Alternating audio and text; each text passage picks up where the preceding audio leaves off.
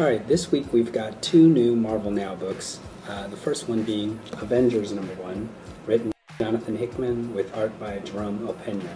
And this is probably one of my most anticipated Marvel Now books.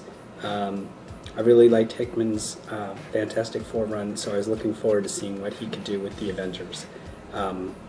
This issue is, he doesn't waste any time getting into the action and introducing who I guess will be the villains or, antagonists in the this first arc, or maybe knowing Hickman his entire run. And they seem pretty powerful and interesting, and you can tell he's going for a very epic storyline to begin with. Actually, the main Avengers, not to get too spoilery, but the main Avengers get captured by the bad guys, and only Cap escapes, leading to the last page reveal where he shows you all these new additions to the Avengers team, some of which you're familiar with and some of which I did not recognize at all. So I guess as far as spoilers go, I won't say who those guys are, but it'll be interesting to see where Hickman goes from here and how these new additions to the team work out. The other new Marvel Now book is Thunderbolts #1, which has had a long history of being a really great book, written by a great book of anti-heroes, let's say, or villains. I guess when Mark Waid started it, they were villains masquerading as superheroes, and then, during its run afterward, Warren Ellis wrote it for a while, and it was just some cool anti-heroes. So now you've got, as you can see on the cover, Red Hulk, Elektra, Punisher, and Deadpool. So that's who wouldn't want those guys, in a book that everybody's going to want to read. And Venom, did I mention Venom? Anyway, and there's one other character who I actually wasn't sure who it was, but the difference being here, this book is not written by anybody like Warren Ellis or Mark Waid. It's written by Daniel Way, and art by Steve Dillon. So Daniel Way has been a long-time Marvel writer, but he's never, in my opinion, done anything really incredible. So combine his writing with Dillon's art, which is, I like Dillon's art, but it's not for everybody. I was just talking about this with somebody, and he hates Dillon's art. So I gotta say that this book is not for everybody, but even though it has a cast of extreme fan favorites. And as far as the first issue goes, you just sort of get the very definition of team building with General Thunderbolt, who's also Red Hulk, putting together this team. So I don't know, we'll see where it goes. I don't think it's going to live up to the name of Thunderbolts, but people who enjoy these characters and like Dillon's art, I'm sure they'll love the book. So those are the two Marvel Now books this week.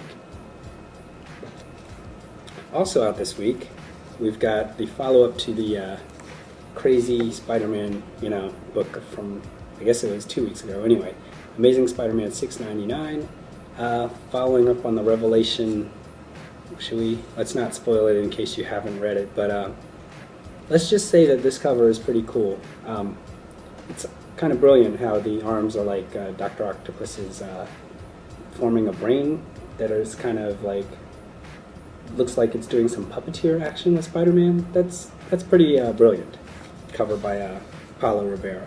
Anyway, nothing earth-shattering happens in this book because it was revealed last issue, and it just goes on to explain how these things happened.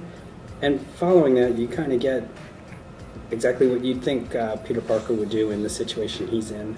All of which I guess will lead up to some big action in 700, but nothing like I said when I read 698, I hadn't read Spider-Man in a long time, and I just wanted to see what all the commotion was about. And I'm liking this storyline, and we'll see where it goes. I'm not sure how longtime fans are going to like it, but I think they should feel more reassured with this issue. Let's see. Also out today, all new X-Men #3. #2, I think I just reviewed last week, didn't I? But and I said it got a lot better after #1.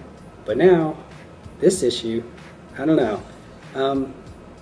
I had been saying that I was really interested in seeing, the kind of new Brotherhood of Mutants led by Scott, Cyclops, and Magneto, and with Magic on the team, and even Emma Frost makes an appearance here. But so this book is almost entirely about them this issue, and honestly, it wasn't that interesting. So I don't know what Bendis is up to. And then we also get sort of the standard Bendis talk where everybody sounds the same, and you have Magic calling their new hideout or quipping.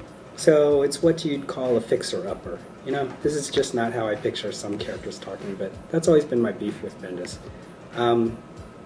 In the end, though, they run into or Cyclops runs into his old team and his younger self, so I don't know. Number 4 might get it going again, but this issue was not awesome.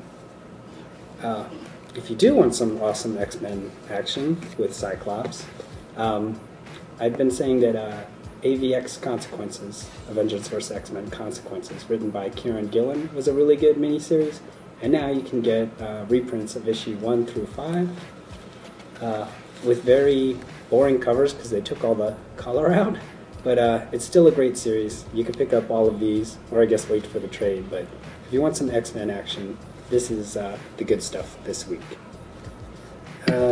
Wrapping up Marvel, well, trying to wrap up Marvel because there's not going to be any DC to talk about.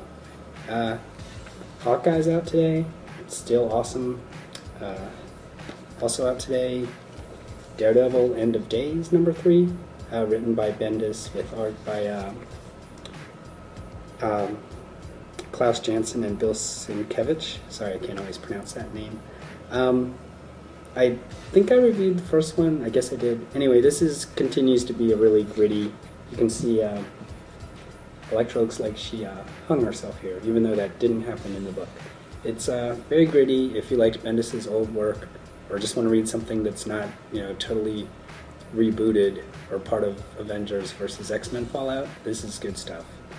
And lastly, from Marvel, a collection of Moon Knight.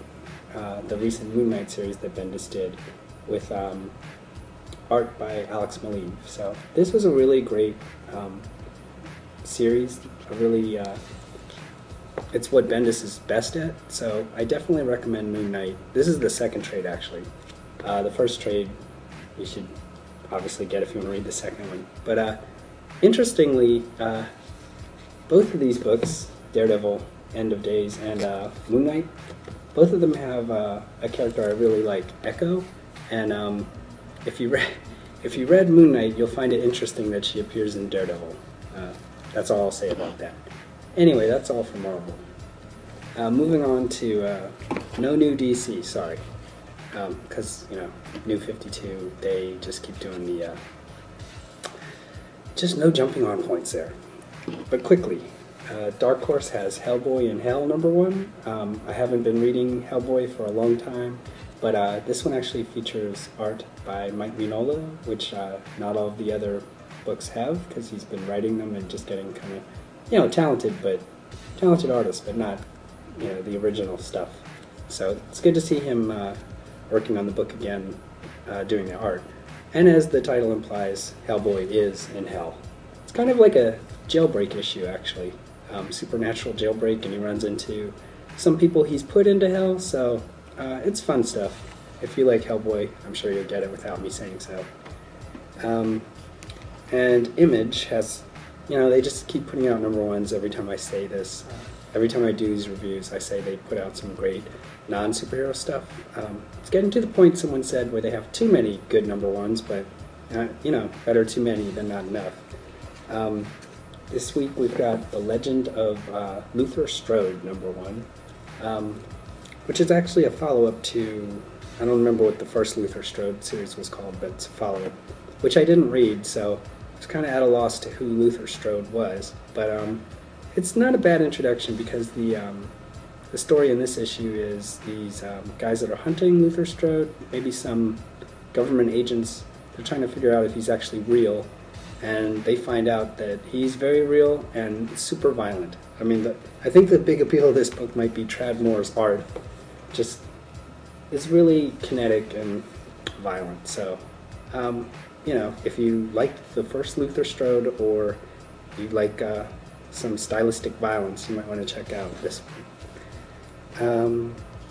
Also, I want to recommend Storm Dogs, written by David Hein.